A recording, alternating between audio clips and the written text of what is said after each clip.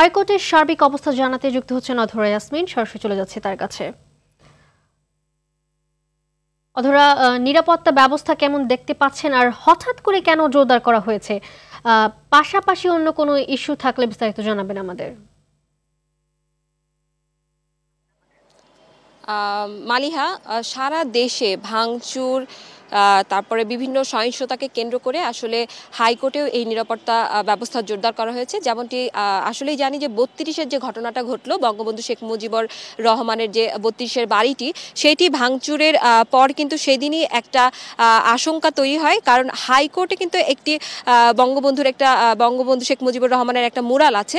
তো সেই মুরালটা ভাঙতে পারে কিনা, কি সেই সহিংসতা, কোন ধরনের সহিংসতা যদি হয় সেইটাকেই আসলে আটকানোর জন্য কিন্তু আসলে এই নিরাপত্তা ব্যবস্থাটা জোরদার করা হয়েছে। এবং আপনি দেখতেই পাচ্ছেন যে এই দেশে এই সেনাবাহিনী থেকে শুরু করে আসলে পুলিশ, বিজিবি, আইন শৃঙ্খলা বাহিনীর সদস্যরা কিন্তু আসলে অবস্থান নিয়েছে হাইকোর্টে। এছাড়া একটু যদি বলি যে এই হাইকোর্ট প্রাঙ্গণের পুরো প্রাঙ্গণ জুড়েই কিন্তু এপিএস কিংবা আইন শৃঙ্খলা বাহিনী কিন্তু জোরদার করা হয়েছে। অন্য কোনো বিষয় এ পর্যন্ত না ঘটলেও আসলে এই গেট দিয়ে যারা ঢুকছেন, আইনজীবীরা রয়েছেন কিংবা সরকারি কর্মকর্তা রয়েছেন, সাংবাদিক থেকে শুরু করে সাধারণ জনগণ যারা বিচার প্রার্থী রয়েছেন, তারাও যখন এই গেট দিয়ে আসলে প্রবেশ করছে, তাদেরকে আসলে দেখাতে হচ্ছে ভোটার আইডি কার্ড কিংবা পাসপোর্টের ফটোকপি। এছাড়া যদি একটু বলি যে বাকি যে কার্যক্রমগুলো রয়েছে সেগুলো কিন্তু আসলে ঠিকঠাক মতোই চলছে। এখন পর্যন্ত কোনো সহিংসতার ঘটনা আসলে হাইকোর্ট প্রাঙ্গণে ঘটেনি।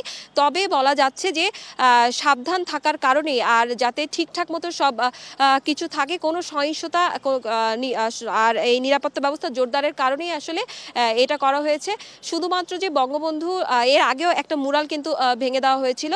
তো সেই কারণেই আসলে শুরু থেকেই বলা হচ্ছে, যখন সেক্রেটারিয়েটে আগুন লাগে, সচিবালয়তে যখন আগুন লাগে, তখন থেকে আসলে প্রধান বিচারপতি তিনি তখন থেকেই আসলে বলে আসছিলেন যে নিরাপত্তা ব্যবস্থা জোরদার করা হবে। তবে অবশেষে এখন নিরাপত্তাটি ব্যবস্থা জোরদার করা হয়েছে।